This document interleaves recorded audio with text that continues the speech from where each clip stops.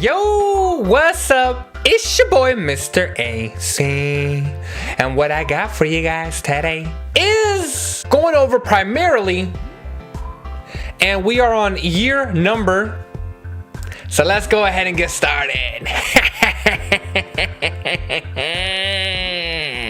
Go ahead and get started with 2009. 2009 is a tough one. It looks very confusing, but don't worry, y'all. We're gonna do the best to understand it. So first of all, they gave us f prime, and they're giving you that f prime is g of x for -4 to 0. So this is -4 to 0. I'll obviously change that. Guess what? It's just a semicircle that is here, right? Now, it's going to be a little bit tough when we do some work, but just know that is our semicircle. And then from 0 to 4, it is this function right here. So nonetheless, it tells us it has two x-intercepts at -2 and this value right here. So this is -2.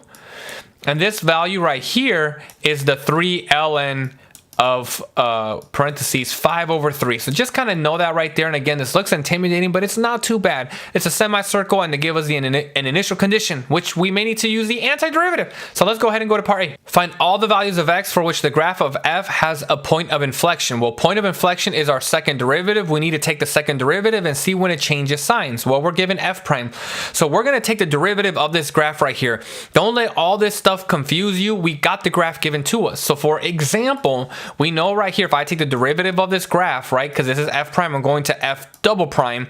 This is 0. This is negative to positive. And then this is negative right here. Obviously positive right there. And then obviously this entire thing is negative because it's negative slope, right? If I draw a tangent line slope, it is negative. So where does it have points of inflection? Well, it's going to have a point of inflection at -2 and 0. So I'm going to go ahead and write this. Okay, so we're going to say f has a point of inflection at x equals -2 and x equals 3 ln of 5/3. That is that value right there because f double prime changes signs at those values. So there it is. That's part A. Let's go to part B, which can be a little bit more tougher. Let's go to part B. We need to find f of -4. Now, I want you to be careful here because what are they giving us? They're giving us f prime, and they want us to find f of -4, which means we need to go backwards. So you got to keep that in mind because that means I need to take the antiderivative.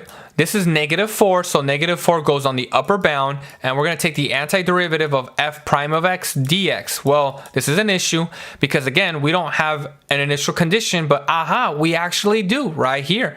0 is our x value, and 5 is our starting location. So 5 plus, remember this goes from most negative to most positive. So this is going to be 5 minus, and then I'm going to get the -4, 0, f prime of x, boom, boom, boom, dx right here.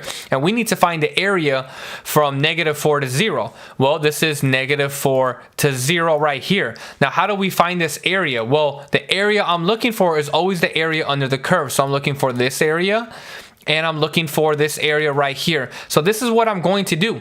Let me show you what we have to do, which is going to be a little bit tough.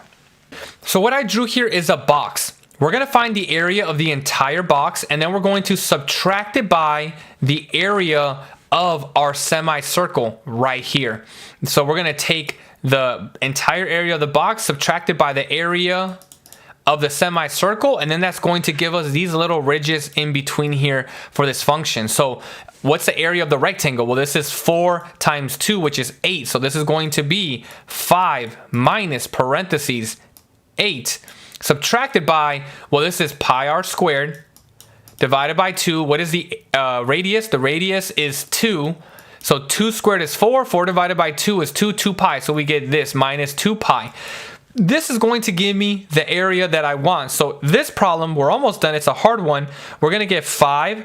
And because I can't simplify these two, obviously I don't have a calculator. It's non-calculator active. I'll distribute the negative. So 5 minus 8, distribute the negative, and we get plus 2 pi like this. And then we can finally do 5 minus 8 is -3 plus 2 pi. So we have finally completed this very first one. Now we're going to do the same thing for f of 4.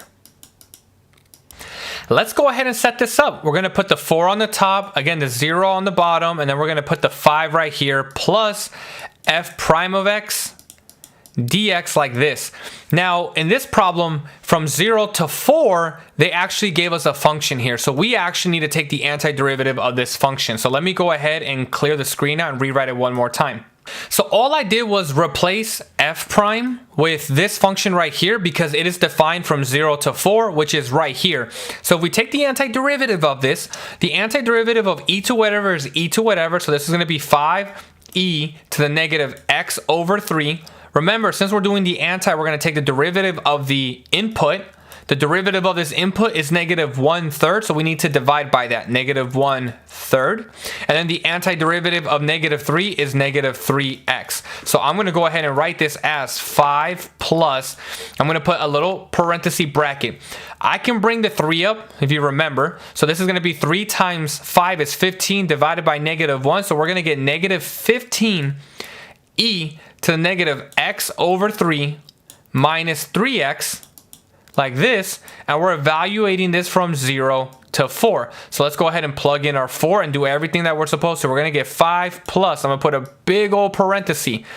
This is going to be negative 15 e to the negative 4 over 3 subtracted by 12, like this, because I put the 4 into the x and we get 12 minus, let me go ahead and put another set of parentheses here. Let's go ahead and plug in our 0. Well, remember, if I plug in 0, e to the 0 is 1. So this is just going to be negative 15. And then I'm going to plug in the 0 to the negative 3x, and that's gone. So we get this right here, like that. Bam. Now remember, this is the AP exam. You could technically be done right here, and then you are done. You don't need to continue this further. I guess I will, because why not, right? Negative become positive. That's positive 15. Positive 15 plus negative 12 is 3. So we're going to get 5 plus negative 15 e to the negative 4 over 3 x. Oh no, not x, my apologies. I forgot we plugged that in, right? We plugged in our values. This is going to be plus 3.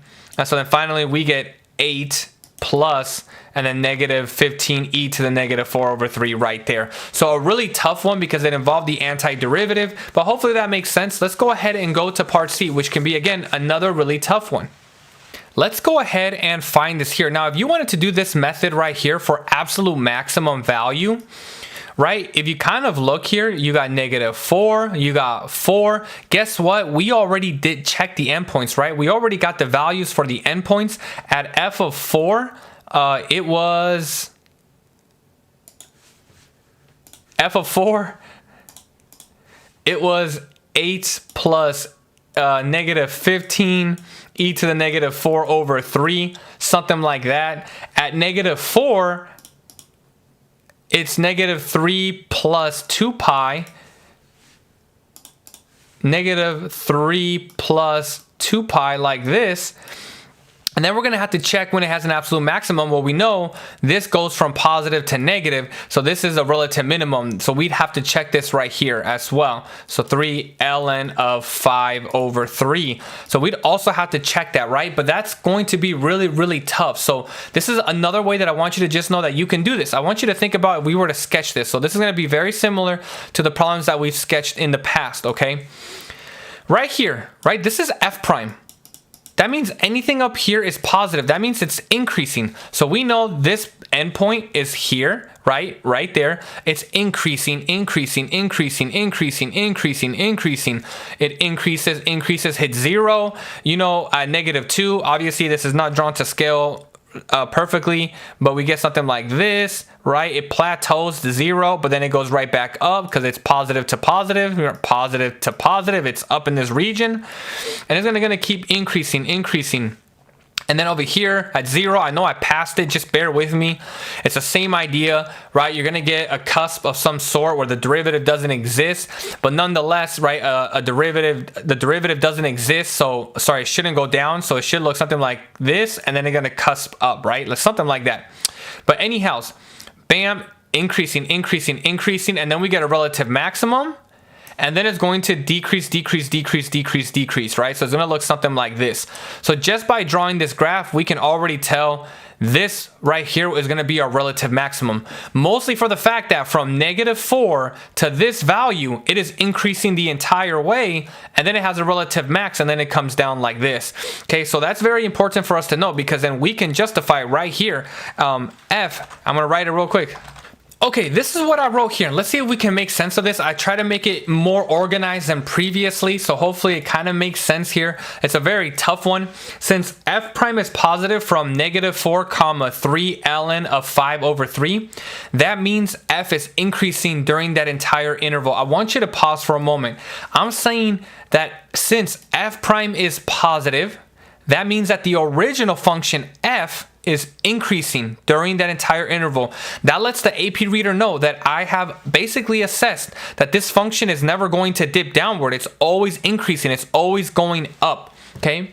Then it is since f prime is negative after x equals 3 ln of 5 over 3, f is decreasing. Therefore, at x equals 3 ln of 5 over 3. I don't know why I put a 4. That should say 5 over 3. It has to be the absolute maximum. It is, because it's increasing, and then you have that point decreasing, so that's going to be your absolute maximum. Hopefully that makes sense. This is stuff that we were supposed to cover in class really in depth before the school closure, but hopefully you understand this particular lesson. All right, take care.